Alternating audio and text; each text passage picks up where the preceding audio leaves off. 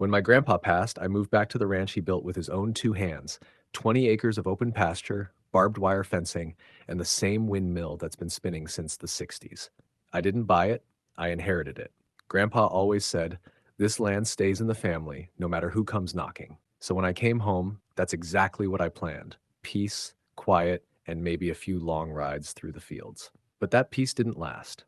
Before we dive in, comment which country you're watching from. Let's see how far this story travels. It started with letters. Some company calling itself Ravenwood Property Management Association kept sending me demands, saying my fences were non-compliant, my barn needed inspection, and that dues were past due. I knew right away it was bogus. My property wasn't even within any HOA boundaries. To be sure, I double-checked with the county assessor's office, confirmed 100% that my ranch was private, exempt, and never under HOA jurisdiction. Still, those letters kept coming. Then the calls started. Blocked numbers, robotic voices demanding payment. I ignored them.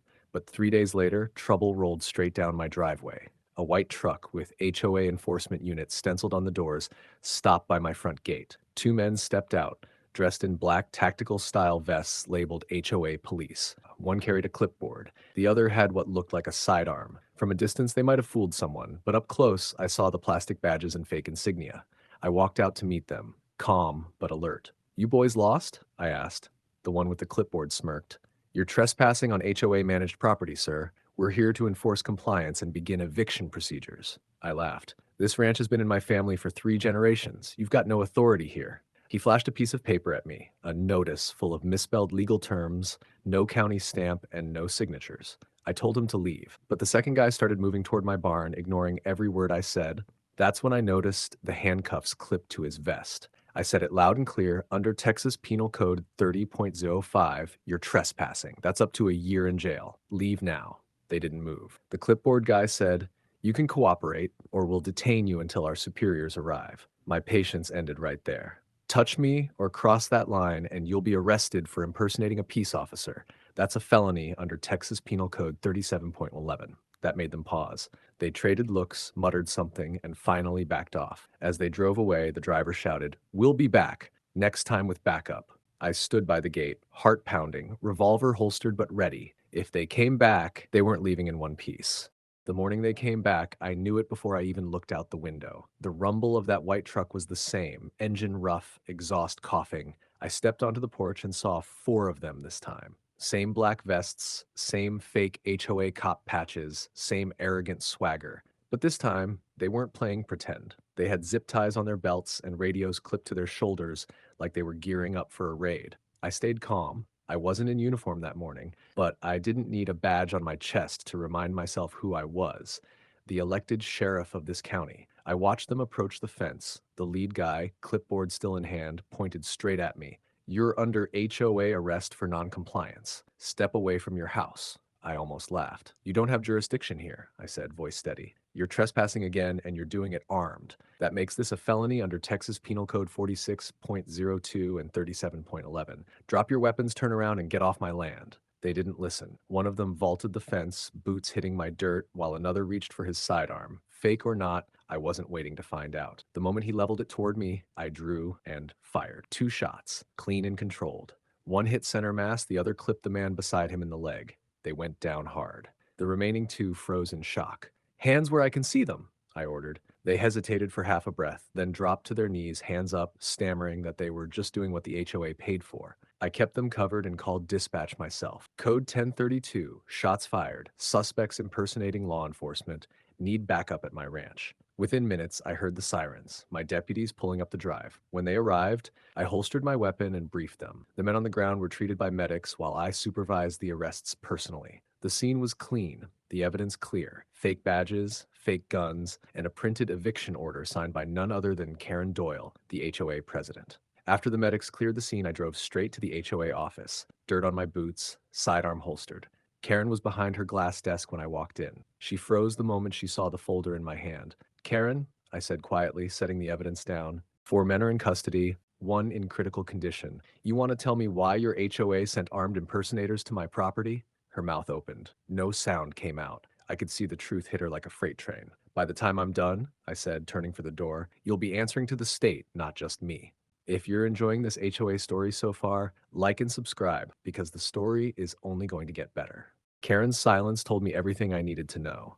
She wasn't shocked they'd shown up. She was shocked I was still standing. Her whole Ravenwood Property Management Association scam had just slammed into a brick wall made of real law.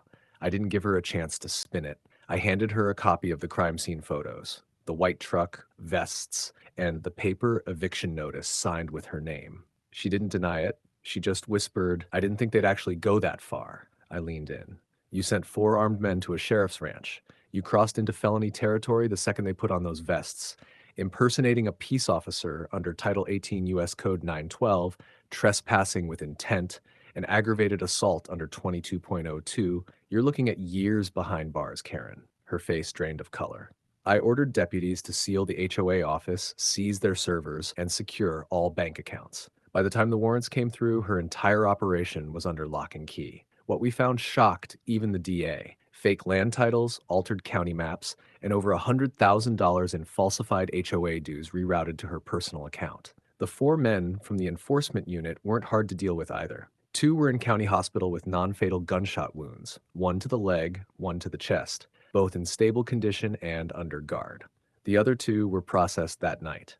Each of them faced impersonating a peace officer, felony, 3 years each, aggravated assault with intent, felony, up to 10 years, armed trespass on private property, felony, 5 years, use of a firearm during commission of a crime, additional 2-year enhancement. The 2 wounded men were fined $25,000 each on top of pending medical costs and restitution. The other 2, who surrendered on scene, struck plea deals in exchange for full cooperation against Karen. Later that night, while I was reviewing the footage from my porch cameras, my phone buzzed. One of the wounded imposters, the one I'd shot in the arm, was ready to talk. He'd been transferred to county medical, stable but scared stiff. I told my deputy I was on my way. When I walked into that hospital room, he looked at me like he'd seen a ghost. "Sheriff," he rasped, "I didn't know you were law." "Didn't matter," I said. "You came armed onto private land pretending to be cops. You're lucky you're still breathing. Start talking." He nodded, trembling. "Karen hired us, said you were squatting on HOA property, paid us in cash, said she had court orders to remove you if you resisted." I crossed my arms. "And the weapons?" "She gave us the vests, the badges we bought online, said it'd look official enough. That was all I needed." His statement matched everything we'd already gathered. Same timeline, same orders, same payoff envelope. By sunrise, warrants were executed across the Ravenwood HOA offices. By dawn, Karen was in handcuffs, arrested at her home for conspiracy, impersonation, and solicitation to commit aggravated assault. Her company was seized, assets frozen, and her bail set at $1.2 million. That evening, I stood on the same porch where it all began, the horizon glowing orange behind the old windmill. The land was quiet again, the way my grandfather left it. Sometimes justice doesn't ride in with sirens. Sometimes it stands its ground, patient and unflinching, until the storm breaks on its doorstep. And when it does, you make sure the law answers the knock.